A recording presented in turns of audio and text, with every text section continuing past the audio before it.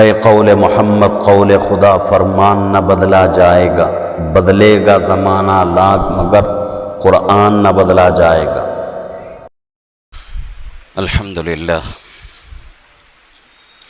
الحمدللہ نحمدہ ونستعینہ ونستغفرہ ونؤمن بہ ونتوکل علیہ ونعوذ باللہ من شرور انفسنا ومن سیئات اعمالنا، من یہدہ اللہ فلا مضل لہ ومن يضلله فلا هادي له، ونشهد أن لا إله إلا الله وحده لا شريك له، ونشهد أن سيدنا وسندنا وحبيبنا ونبينا ومولانا محمدا عبده ورسوله، وصلى الله تعالى على خير خلقه محمد وعلى آله وأصحابه أجمعين، أما بعد۔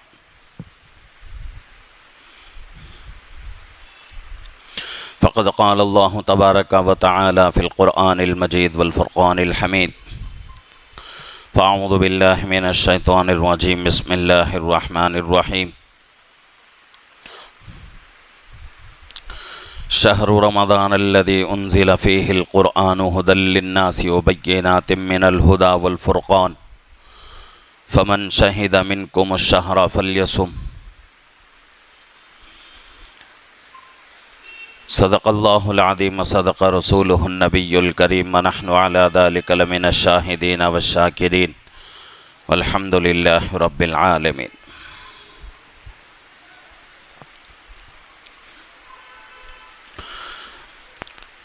محترم معزز بزرگ اور عزیز دوستو،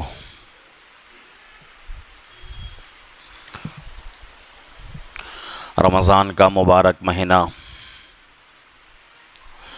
چل رہا ہے، اور یہ دوسرا جمعہ ہے ہمارا،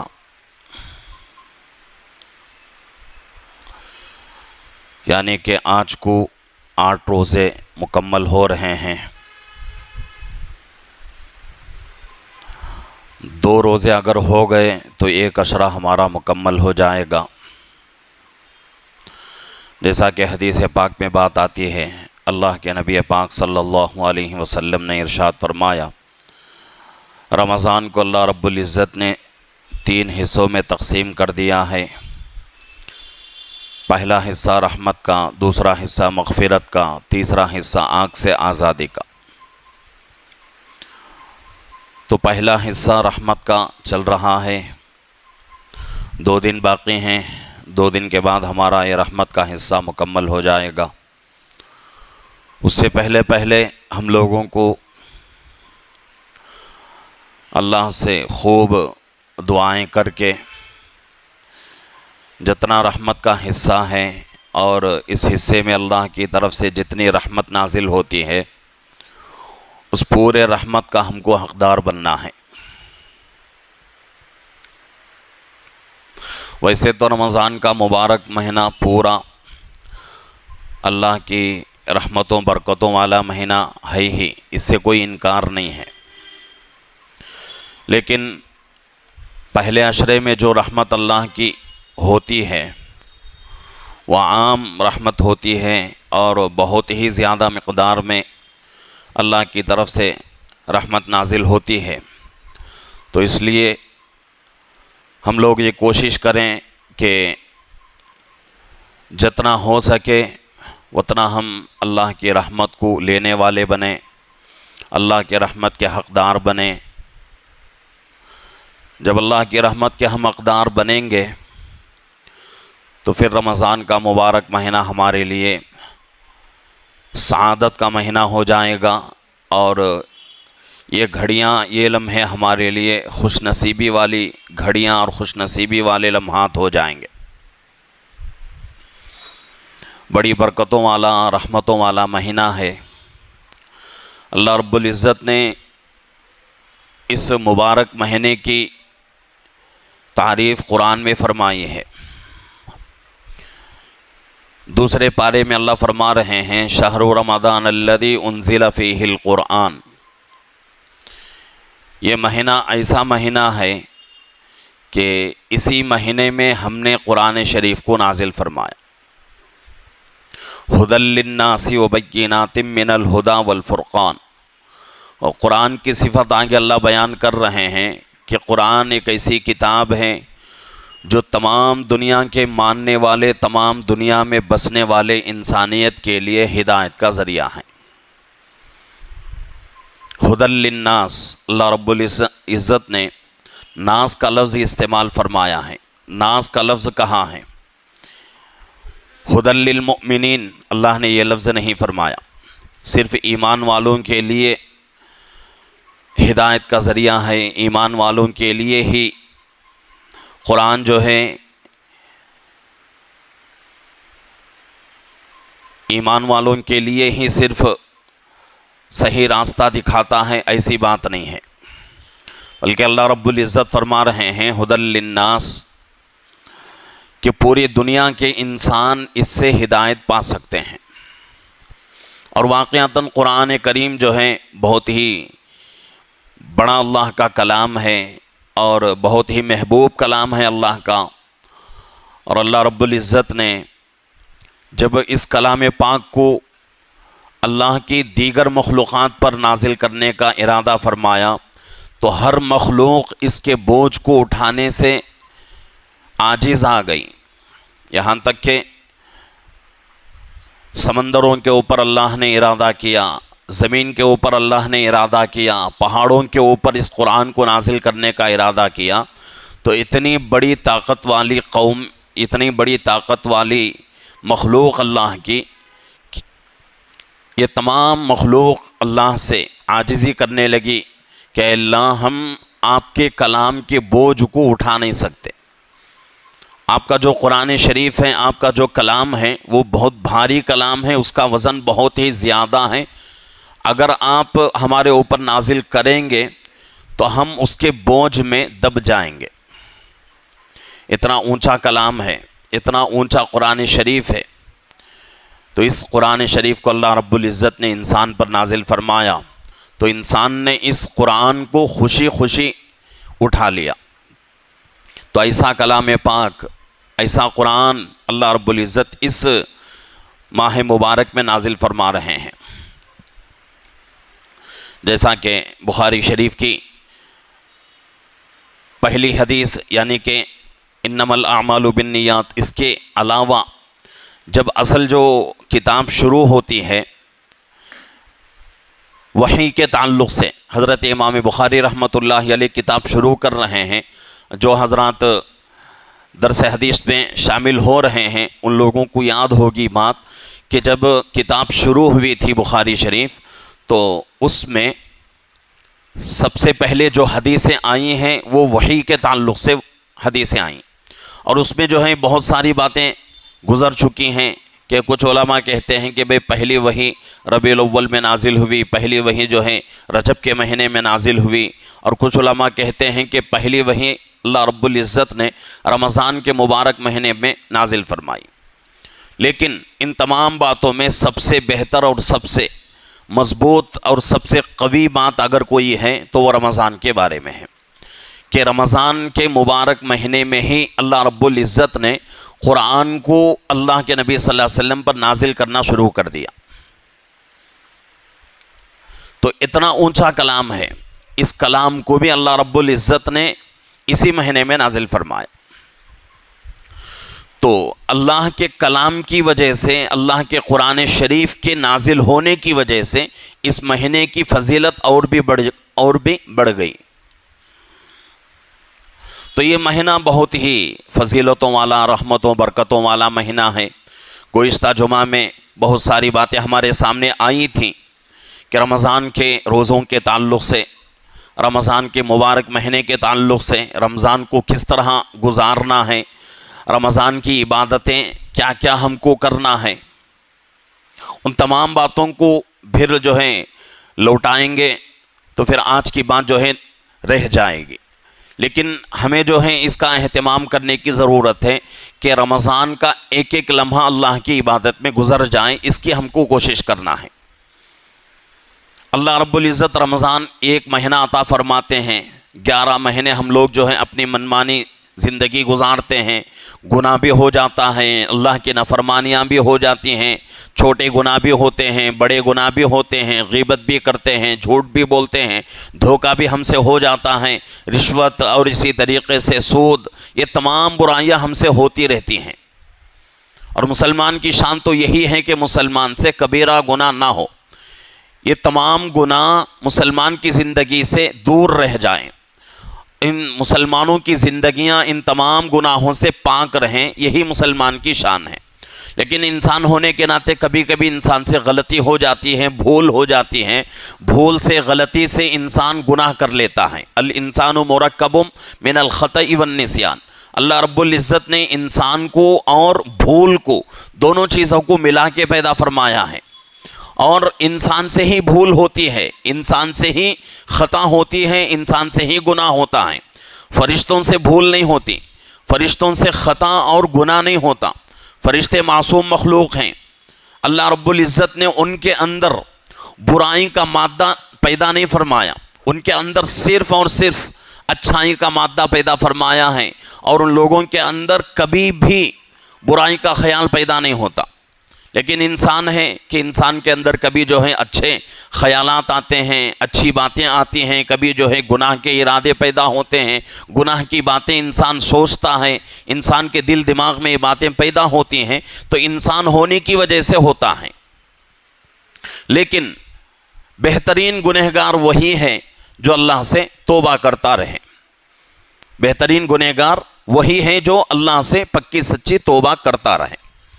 اور ویسے بھی رمضان کا مبارک مہینہ، اللہ رب العزت جو ہے اس مہینے میں بندوں کے گناہوں کو بہت زیادہ معاف کرتے ہیں، اور اتنی مقدار میں اللہ معاف کرتے ہیں کہ اس کی کوئی حد نہیں ہے۔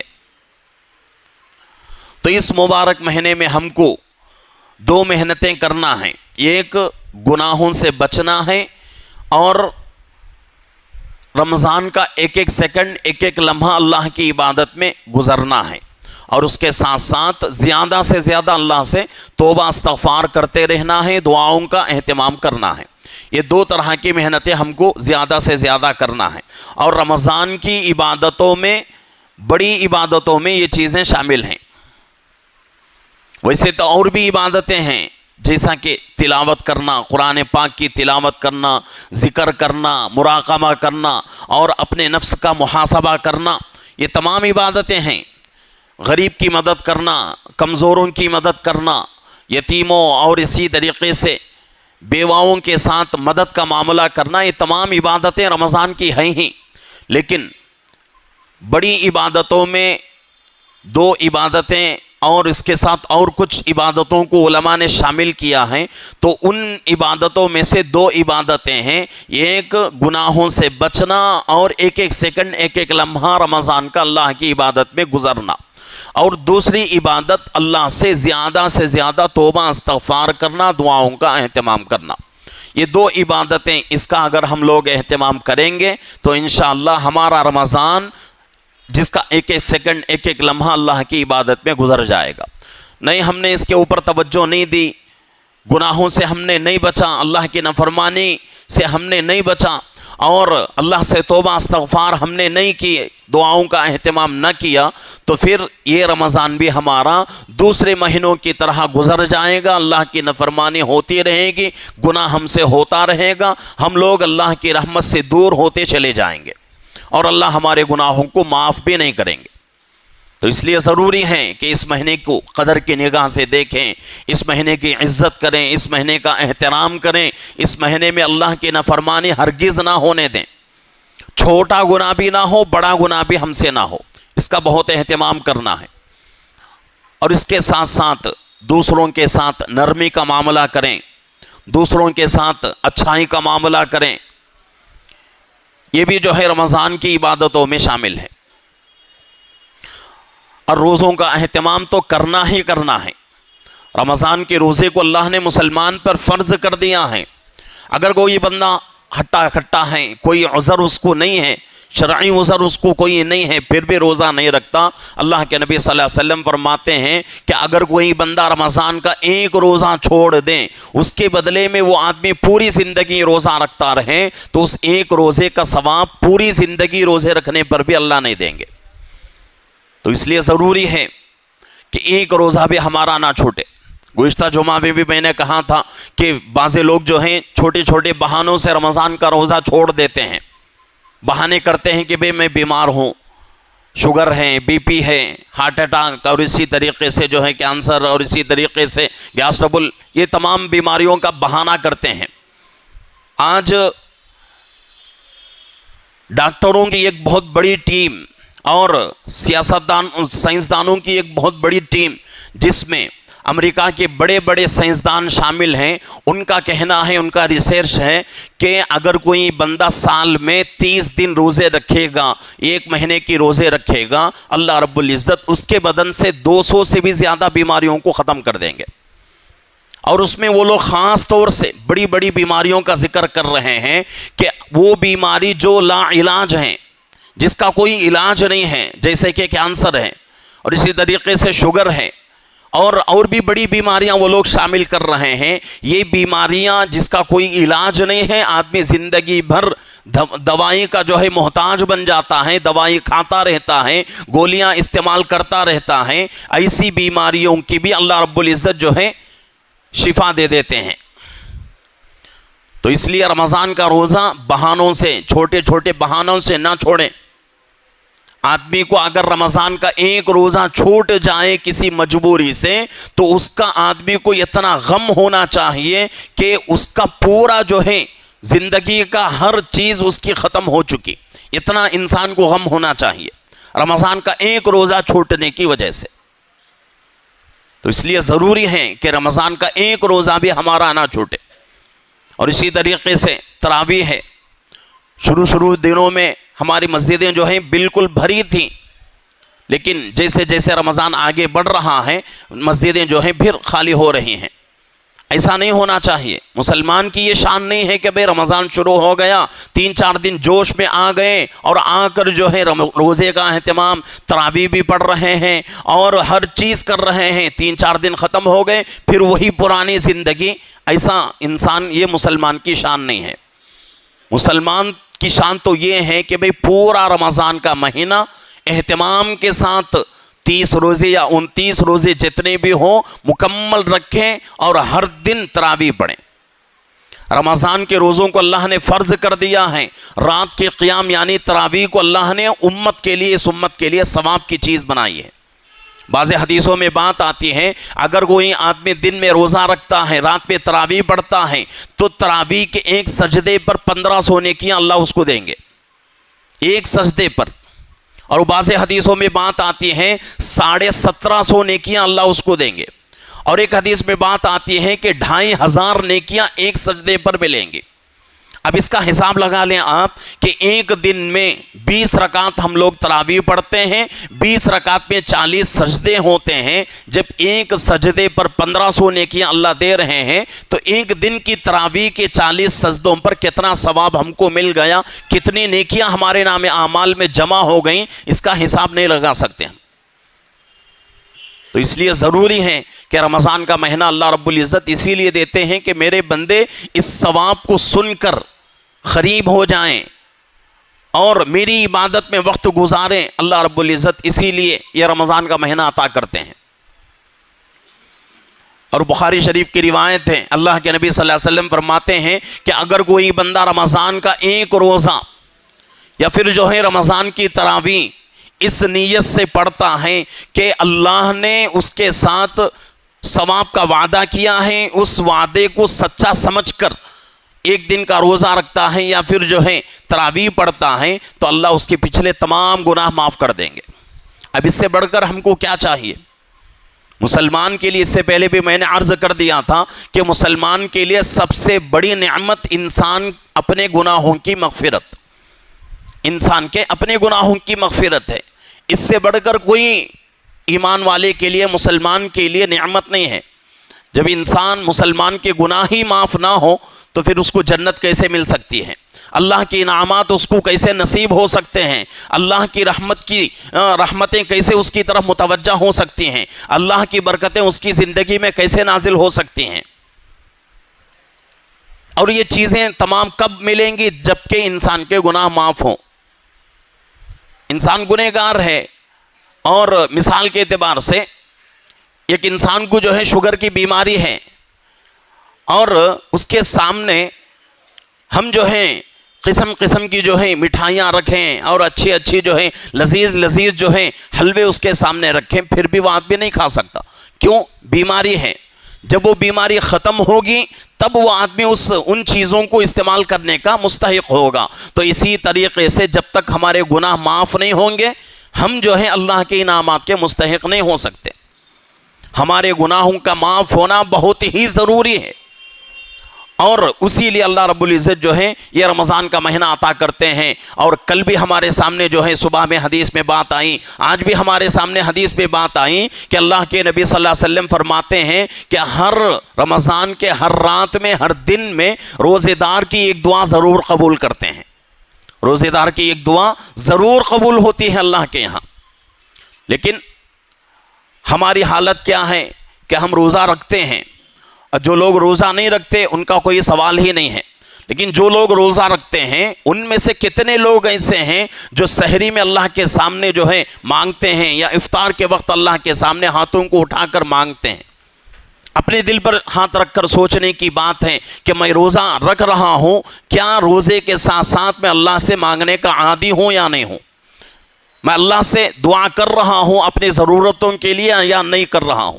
آج کل بہت سارے لوگ جو ہیں دوسروں سے، علماء سے اور اکابرین سے دعاؤں کی درخواست کراتے رہتے ہیں، اور یہ چیز انسان کے لیے اچھی چیز ہے کہ بھئی دعاؤں کی درخواست کرنا چاہیے اچھے لوگوں سے، متقی لوگوں سے، نیک لوگوں سے، لیکن اس میں اگر وہ لوگ دعا کریں تب بھی جو ہے اس میں جو ہے ایک چیز، میں اپنی طرف سے جو ہے یہ بات غور کرتا ہوں کہ جتنا ہم جو ہے اپنے پریشانیوں کی وجہ سے جتنا تڑپ کر ہم اللہ کے سامنے دعا مانگتے ہیں، اتنا کوئی دوسرا آدمی ہمارے لیے تڑپ کر دعا نہیں کر سکتا۔ تو اس لیے ضروری ہے کہ بھئی ہماری پریشانیاں ہیں، ہماری مصیبتیں ہیں، ہمیں جو ہے تکلیفیں ہیں، ہماری جو ہے بیماریاں ہیں، ہمارے اوپر قرض کا بوجھ ہے، وہ تکلیف ہم کو معلوم، دوسروں کو اس کی تکلیف کا احساس نہیں ہوتا۔ ہم جو ہے دعا کی درخواست کرتے ہیں، وہ لوگ دعا کر دیتے ہیں، لیکن اللہ کے یہاں تڑپ سے کی گئی دعا کا بہت زیادہ اعتبار ہوتا ہے۔ جو بندہ جتنی زیادہ تڑپ سے، جتنی زیادہ طلب سے، جتنے زیادہ لگن سے اللہ سے دعا کرتا ہے، اللہ رب العزت اس دعا کو اتنا ہی زیادہ قبول کر لیتے ہیں۔ اور حدیث پاک پہ بات آتی ہے بے طلب بندے کی دعا اللہ قبول نہیں کرتے۔ بے طلب بندہ یعنی کہ دعا کر رہا ہے آدمی، اس کا ذہن کہیں سوچ رہا ہے، اور وہ آدمی جو ہے کوئی دوسری چیزوں میں جو ہے بھٹکا ہوا ہے، لیکن یہاں جو ہے زبان سے جاری ہے دعا، ایسی دعا اللہ قبول نہیں کرتے۔ دعا کرنے کے لیے، دعا قبول ہونے کے لیے شرط ہے کہ پورے توجہ کے ساتھ اللہ کے سامنے عاجز ہو کر، اپنے آپ کو چھوٹا بنا کر اللہ سے مانگیں، تب جا کے اللہ ہماری دعاؤں کو قبول کریں گے۔ آج ہم لوگ دعا کرتے ہیں، اور اللہ کے نبی صلی اللہ علیہ وسلم نے حدیث پاک میں ارشاد فرمایا ہر فرض نماز کے بعد بندے کی دعا قبول ہوتی ہے، ہر فرض نماز کے بعد مسلمان کی دعا قبول ہوتی ہے۔ لیکن ہماری حالت کیا ہے کہ نماز ہو جاتی ہے جماعت کی، اور امام صاحب دعا کرتے ہیں تو کتنے لوگ رہتے ہیں؟ 50-100 لوگ رہتے ہیں۔ 50-100 لوگوں کی آواز، آمین کی آواز امام کے برابر نہیں ہو سکتی۔ تو یہ جو ہے بے توجہی ہے، طلب نہیں ہے ہمارے اندر، تڑپ نہیں ہے ہمارے اندر۔ اگر طلب ہوتی، تڑپ ہوتی تو امام صاحب دعا کر رہے ہیں تو ہم فوراً جو ہے اس کے جواب میں آمین کہتے۔ آمین کا مطلب کیا ہے؟ اے اللہ ہماری اس دعا کو قبول فرما۔ جب ہماری طرف سے تڑپ نہیں ہے تو پھر اللہ کیوں دعائیں قبول کریں گے؟ تو اس لیے ضروری ہے پورے تڑپ کے ساتھ، پورے لگن کے ساتھ، پورے توجہ کے ساتھ اللہ کے سامنے اپنے آپ کو عاجز بنا کر اللہ سے دعا کریں گے تو وہ دعا قبول ہو سکتی ہیں۔ بے طلب ہو کر صبح سے شام تک بیٹھے ہیں دعا میں، لیکن اللہ کے یہاں وہ دعا قبول نہیں ہوتی۔ تو اس لیے ضروری ہے کہ رمضان کا مبارک مہینہ چل رہا ہے، روزوں کا بھی ہے اور اسی طریقے سے تراویح کا بھی مسئلہ ہے، اور رمضان کے مبارک مہینے میں انسان عام طور سے ان گناہوں کی طرف نہیں جاتا جو گناہ انسان دوسرے مہینوں میں کرتا ہے۔ کتنے لوگ ایسے ہیں رمضان جیسے ہی شروع ہوتا ہے ان کو جو ہے شراب پینے کی عادت رہتی ہے لیکن نہیں پیتے، جوا کھیلنے کی عادت رہتی ہے لیکن اس گناہ کی طرف نہیں جاتے۔ کتنے لوگ ایسے ہیں جو دوسرے مہینوں میں اور گناہ کرتے ہیں، ان گناہوں کی طرف لوگ رمضان میں نہیں جاتے۔ کیوں؟ وجہ اس کی یہی ہے کہ یہ مہینہ گناہوں سے بچنے کا مہینہ ہے۔ اللہ رب العزت بھی جو ہے اپنی قدرت سے، اپنی طاقت سے مسلمان کو گناہوں کی طرف جانے سے بچاتے ہیں، اور اسی لیے حدیث پاک میں بات آتی ہے جیسے ہی رمضان کا چاند نظر آتا ہے اللہ رب العزت حضرت جبرائیل علیہ السلام کو حکم دیتے ہیں، اور حضرت جبرائیل علیہ السلام ایک بڑی جماعت کے ساتھ آتے ہیں فرشتوں کی، اور جتنے بھی شیطان ہیں دنیا میں تمام شیطانوں کو قید کر کے دریا میں ڈال دیتے ہیں۔ کیوں؟ اس وجہ سے کہ یہ لوگ یعنی یہ شیطان مسلمانوں کے گناہوں، مسلمانوں کے روزوں کو خراب نہ کریں، مسلمانوں کے رمضان کو خراب نہ کریں، اس وجہ سے اللہ رب العزت اس کا انتظام کرتے ہیں۔ تو جب اللہ کی طرف سے اتنا انتظام ہو رہا ہے تو پھر ہمارے طرف سے بھی کچھ طلب ہونا چاہیے، ہمارے طرف سے بھی کچھ تڑپ اللہ کے سامنے دکھانے کی ضرورت ہے۔ بے طلب ہو کر جتنا بھی دعائیں کرتے رہیں لیکن اللہ ایک بھی دعا ہماری قبول نہیں کرتے۔ تو اس لیے ضروری ہے اگر کوئی پریشانی ہے، میں اپنا تجربہ آپ حضرات سے سناتا ہوں کہ اگر کسی کی کوئی پریشانی ہے، کسی کی کوئی تکلیف ہے، 40 دن آدمی اپنا ایک عمل بنا لے کہ بھئی 40 دن میں نمازوں کا تو اہتمام کرنا ہی ہے، اس کے ساتھ ساتھ اس چیز کے بارے میں اللہ سے تڑپ کر دعا کرے گا، 40 دن کے اندر اندر اس کی وہ تکلیف ختم ہو جائے گی۔ لیکن اس کے لیے شرط کیا ہے؟ آدمی جو ہے تڑپ کر اللہ سے مانگے، طلبگار بن کے اللہ سے مانگے، تب جا کے اللہ رب العزت کچھ انتظام کریں گے، ورنہ بے طلب ہو کر، بے تڑپ ہو کر مانگتے رہیں، ہماری زبان پر دعائیں جاری رہتی ہیں لیکن وہ دعا ہمارے سر سے اوپر بھی نہیں جاتی۔ تو اس سے بچنے کی ضرورت ہے۔ رمضان کا مبارک مہینہ ہے، اس رمضان کو ایسا بنانا ہے کہ پیچھے جتنے ہمارے رمضان گزر چکے ہیں ان تمام رمضانوں کا کفارہ یہ رمضان ہو جائے، اتنا ہم اللہ کو راضی کرنے کی کوشش کرنا ہے۔ اللہ رب العزت سے دعا ہے کہ اللہ رب العزت ہم تمام کو اس رمضان میں خوب اللہ کی عبادت کرنے کی اور خوب اللہ کو منانے کی، اللہ کو راضی کرنے کی، اس کا ایک ایک سیکنڈ، ایک ایک لمحہ غنیمت سمجھ کر اللہ کی عبادت میں گزارنے کی، اور اس کے ساتھ ساتھ دعاؤں کا خاص اہتمام کرنے کی، گناہوں سے بچنے کی اللہ ہم سب کو توفیق عطا فرمائے۔ آمین۔ وآخر دعوانا الحمدللہ رب العالمین۔